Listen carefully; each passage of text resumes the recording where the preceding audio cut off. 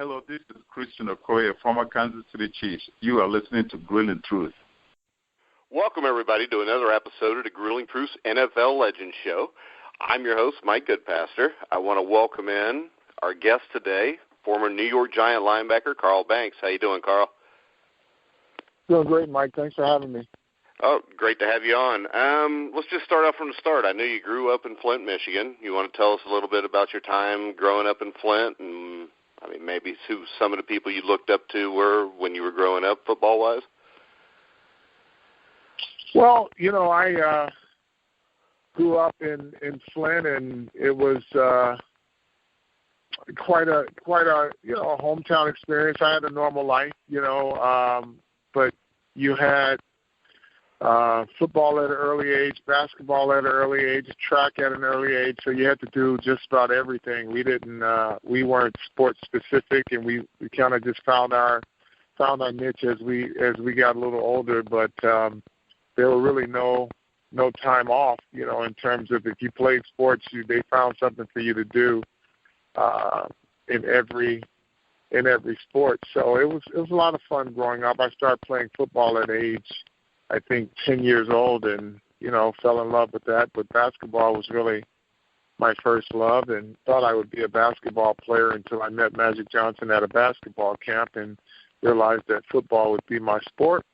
So I went on to Michigan State, but it's growing up, you had guys like Rick Leach from the area, Brad Van Pelt from the area, Rodney Feaster. There are a lot of great guys that were from the Flint area, and it's such a small town, but we were highly productive in terms of good people and good athletes. And went to Michigan State and had a good career, even though we didn't win a lot of games, and ended up being the third player drafted for the Giants in 1984. Yeah, and talk about Michigan State a little bit. I know you were there with Frank Muddy Waters' first 3 years. Program wasn't in real good shape, but then George Perles came in. And, I don't think I've ever talked to a player that had as many legendary coaches. Perles would have had to been the first one. You want to talk a little bit about the influence he had on your career? Well, he definitely, George definitely had a plan, and he was tough when he first came in because he had to get the program turned around, and he took the program's best player, one of the best players. It was me, and he kind of wanted to make an example to show that he could coach and be tough on his best player, and everybody else would fall in line. And I was, I come through a high school system where, tough coaching wasn't a problem to me. So I rose to the occasion, and, he started to get the program on track. But one of the things that I thank him for most is he brought Jack Ham, and the legendary Hall of Fame linebacker Jack Ham, in the springtime, and he spent about a week or two with me to kind of help me learn how to play linebacker at a higher level, and I think that forever changed the way I played the game. All right, now you talked about the NFL draft, third pick. What was draft day like for you back then? It's a lot different than it is now. Draft day for me was very uneventful. I didn't get invited to any of the major all-star games or to the combine until I had to prove myself at the blue-gray game. And once I did that, I got invited to the combine and to a lot of the other all-star games. And so I did that. I kind of felt that I was as good as anybody coming out. But, you pick up a magazine pre-draft or pre-season, my name was never in it. And I think the most I ever made was honorable mention as best linebackers in the country. And so when the draft came, I sat in my coach's office, and when the Giants picked number 3, which I had no idea I would be picked that high, it was Bill Parcells on the phone and said he didn't draft me to sit me on the bench. So I was delighted, even though the Giants had 4 All-Pro linebackers. It was going to be a new challenge for me. All right, so talk about that first training camp. You show up, you got Lawrence Taylor, you got Harry Carson, and Phil Simms, of course, Coach Parcells.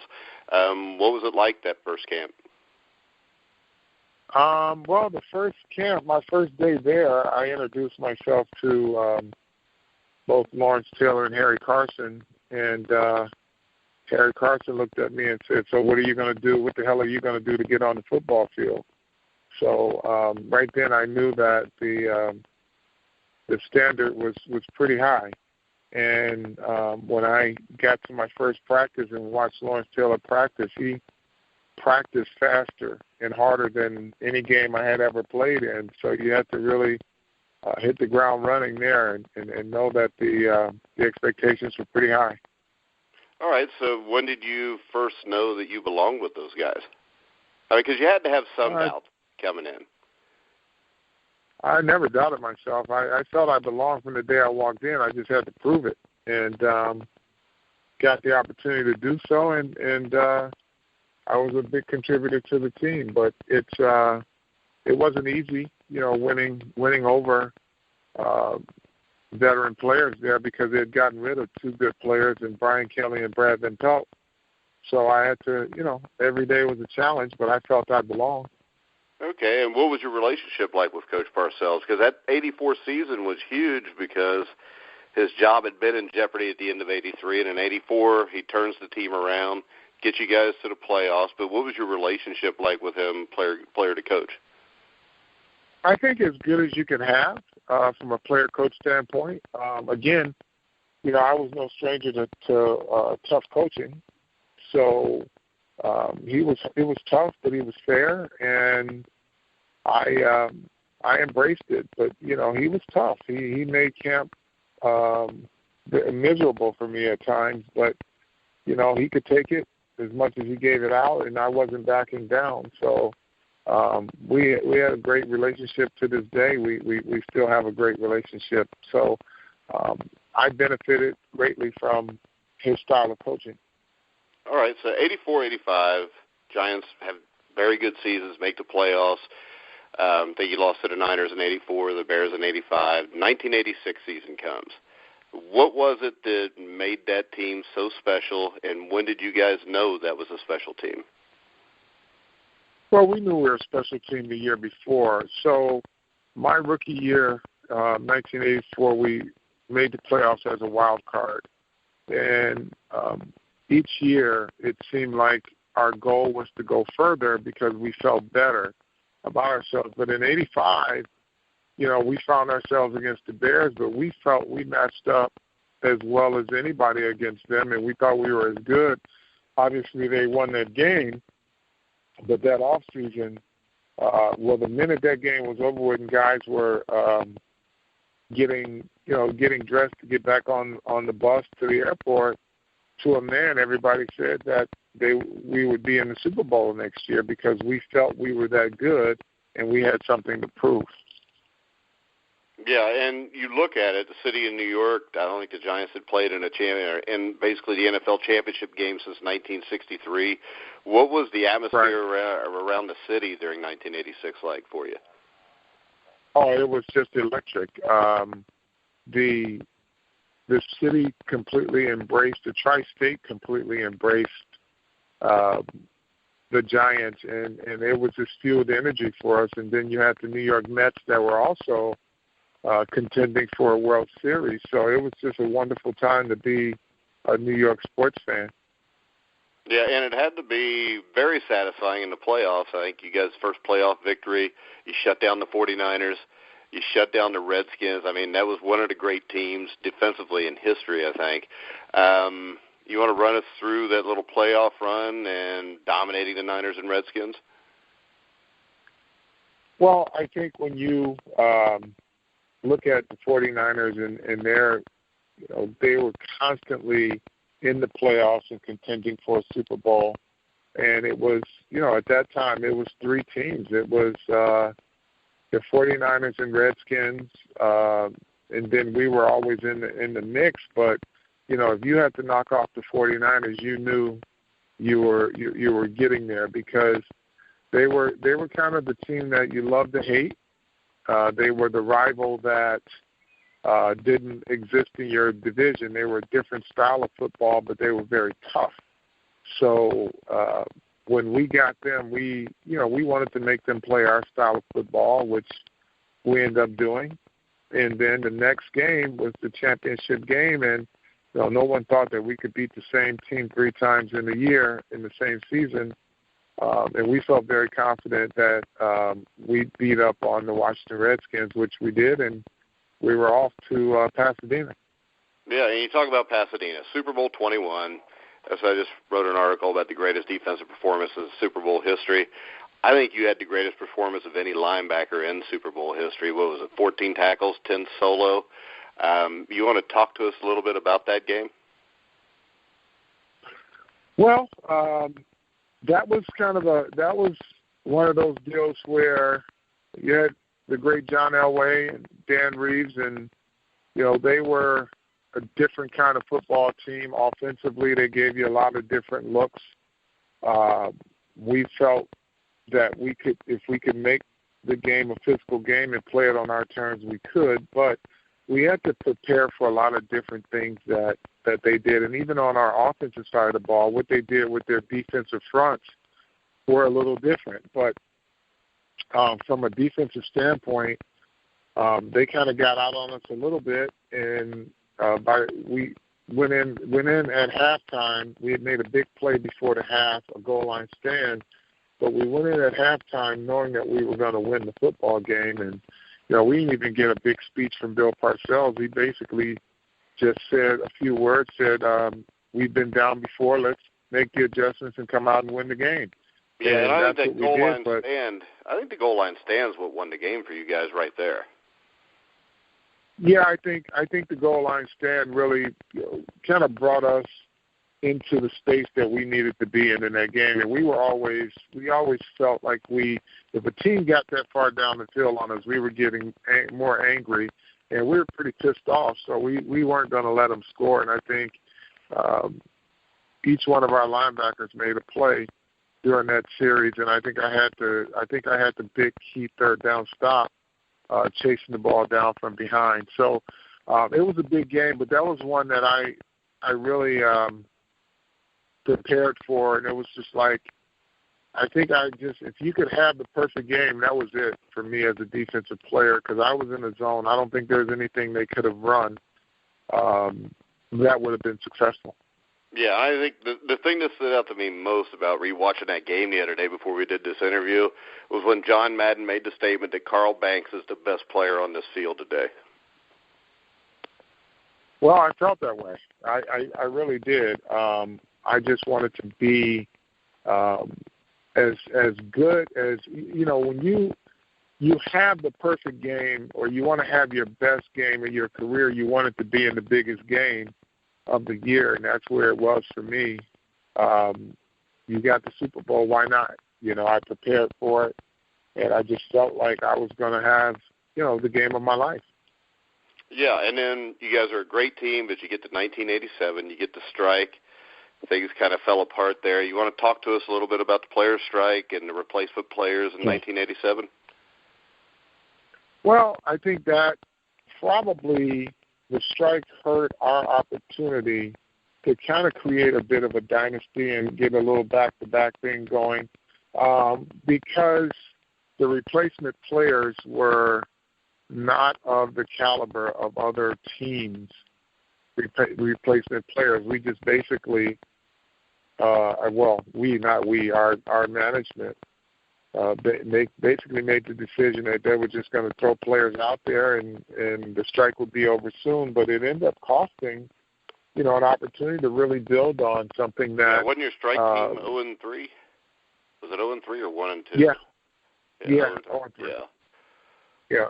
And it was an opportunity to build on something that we had just finished, but that's the delicate balance of the NFL. And other teams decided that they wanted to try to win some football games, and the Giants did not. They didn't put enough talent out there anyway. Yeah.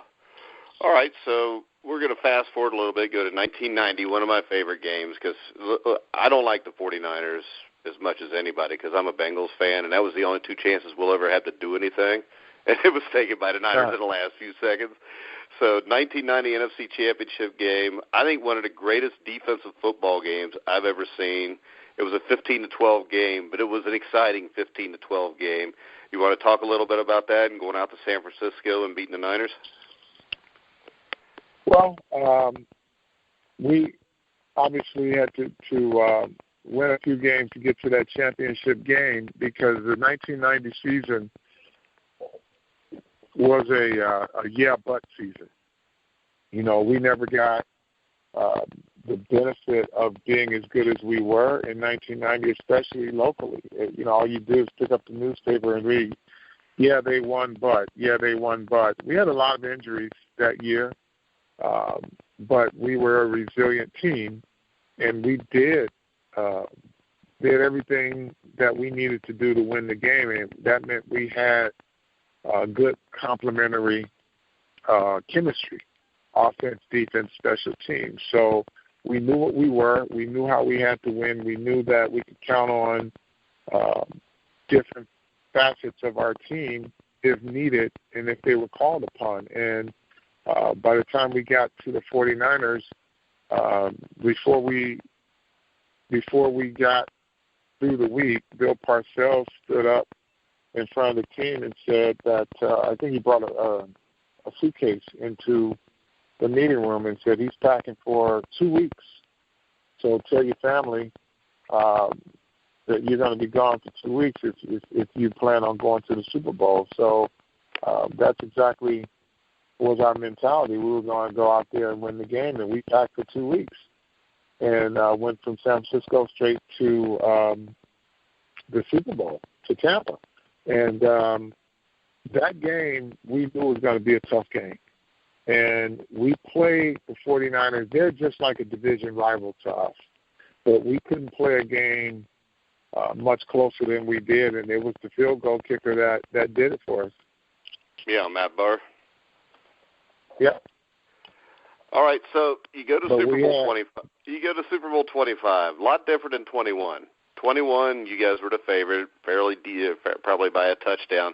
You go to 25, and it's the opposite. You got a Bills team that scored, I think, 38 and 50 points in the playoff games before then. What was you guys' game plan to stop that offense or to at least slow it down? Well, when we first saw the game against the Raiders, and they were basically a track meet, and you know, our coaching staff, in particular Bill Belichick, did a lot of homework on the Buffalo Bills. But he kind of shocked us when he opened up our meeting and said that we have to let Thurman Thomas get 100 yards rushing. And that's a sense of a pride for our team. We never want to have any running back rush for 100 yards. But the reality was the Buffalo Bills had gotten away from their running game. They were a screen pass was their running game on like the last 6 or 8 games of the year. And they had one play which was a draw, but everything else was screen passes and just passes. So we kind of understood once he explained it to us because they're running, they're not passing. But he devised a defense that would pretty much punish receivers and not emphasize the pass rush as much. So we had 2 defensive linemen basically rushing the passer, and we put everybody else in coverage. And every time they ran a crossing route, we were banging them, and they were good. But by the time they realized what we were doing, it was a bit late because Thurman Thomas probably could have had 150 yards because we didn't have a defense on the field to stop him. But we got a good break in terms of their kicker not having the distance and accuracy. But when you think of the last drive that they had, our punter, Sean Landetta, is probably the unsung hero because of the punt that he had. If they had ball in better field position, they probably would have had a better chance at kicking that field goal. But because we had such a good punt and their starting field position was where it was, we were able to keep them out far enough so that they couldn't get that final game-winning field goal. So what are your memories on running on the field for that final field goal attempt? I think you were on the field then, weren't you? Yeah, I was on the field. It was one of those games, I'll be honest with you, that it was so hard fought by both teams. If that field goal had gone through, you would have to tip your hat to the team, to the Buffalo Bills, because they fought their hearts out just like we did. And it was one of those games that it was like a heavyweight fight where every guy is punching and punching and punching until the bell rang, and whoever the winner was, they deserved it. But if you lost, you tip your hat because, boy, it was a hard-fought game. Yeah, and once again, you had an outstanding game in Super Bowl 25 also. It seemed to me like your best games were on the biggest stage at all times. Well, that's who you want them. And, look at the playoff run we had both years. I wanted to make sure I made a contribution. I mean, you're counted on in our defense. If you have opportunities to make plays, you got to make plays. And that was my role, and I relished it. All right. You played for Bill Belichick. We didn't really bring that up yet, but you want to tell us thoughts on Belichick? He'll go down as the greatest coach in NFL history. I got a chance to play for him the last 2 years in Cleveland, where he was just really getting the program turned around, and a lot of people called him a failure. But when you look at how teams turn, it's probably a 3 or 4 year proposition once you get the right players in place and get the program headed in the right direction. But they never really gave him a chance. But we had a record-setting defense. The second to the last year he was there, and that followed, we made the playoffs and we beat the Patriots. And the next year, the owner announced a move, and that the coach wasn't going to be retained. But Bill Belichick, early on that he's a players type coach in terms of making sure he minimizes the exposure of your players, always putting your players and in the context of team in the best positions to succeed. A great evaluator of talent, his own and the opponent. And you can see by his level of success that it's working out. His philosophy is working out tremendously well in New England. Yeah, and the thing that drives me nuts is I always make Packer fans mad. I get all kind of hate emails and stuff when I say that Lombardi was Lombardi wasn't as great. But Belichick has to switch probably 15, 20 players every year to keep it going, and he's done that for almost 2 decades. Yeah, I think that's been the key. And then, when you have Lombardi, he could build his team and keep it as long as he wanted to. But, nevertheless, Vince Lombardi's the king until Bill Belichick retires. And so, but, he's had a constant. He's had a quarterback who's been pretty good, and it helps when he plays at a high level and holds his teammates accountable as well. Yeah, and I think the thing that's scary is what if Art Modell doesn't fire him? He goes to Baltimore with him, and he gets that defense with Ray Lewis in them. Yeah, they probably have the same run as he's having in New England because, boy, that team in Baltimore was so good with Ray Lewis and company. But I'm sure he's not looking back. I think the only people who are kind of missed out on it was the Cleveland Browns because they never accepted Bill Belichick, and they never really gave him a chance, no matter how good of a job he was doing in getting the program in the right direction. But circumstances are what they are, and probably if he stayed in Cleveland, he wouldn't have Tom Brady, and he wouldn't have the opportunities that he had. So it worked out well for him. It worked out well for Baltimore, and the folks in Cleveland are still waiting for their opportunities. Nothing really works compete. out for the Cleveland Browns, Carl. Well, yeah, you kind of hope. As a guy who spent a few years there. I root for that town. It's their sports fans are as good as they come. And you were there for the last game then, weren't you, in '95? Yep. That had to be a surreal experience. I think you guys beat the Bengals like 25-10 or 26-10. Yeah, I beat the Bengals 26-10, and every player went out and shook hands with the fans in the dog pound just to, say thank you. All right, so since you've retired from football, why don't you tell us a little bit about what you've been doing? I know you've got a clothing line, G3. You want to talk about a little bit? Yeah, well, I'm the analyst for the Giants with the play-by-play man Bob Papa, the best in the business, and I started an apparel company while I was still playing football, and it's become pretty much my full-time, but I'm not doing my broadcasting my full-time passion, and it's become one of the top sports apparel companies in all sports. It's G3 Sports by Carl Banks. We have the starter label. I'm sure you remember the starter jackets. I was able to bring those back, and it's doing really well, but we are the leaders in a lot of categories. In men's apparel, women's apparel, we're the leader. And swimwear, we do a lot of team sports from college to every major professional sports, including NASCAR and hockey.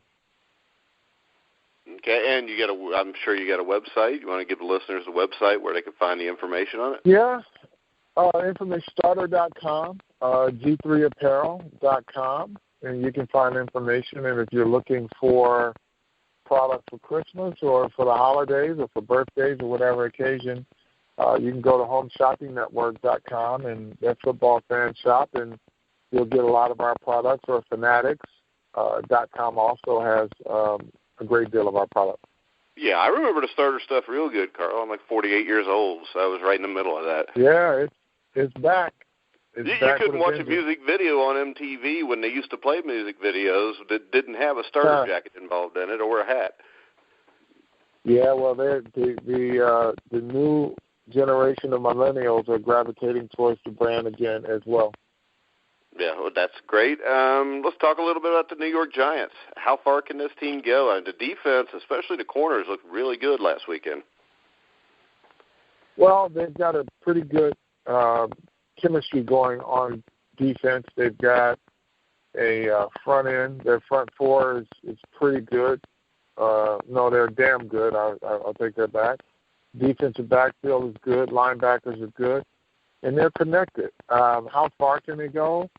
It's hard to say. I think you have to see where the offense ends up. Right now they're competing for a playoff spot. So if they get into the playoffs, that means they're doing a few more things right.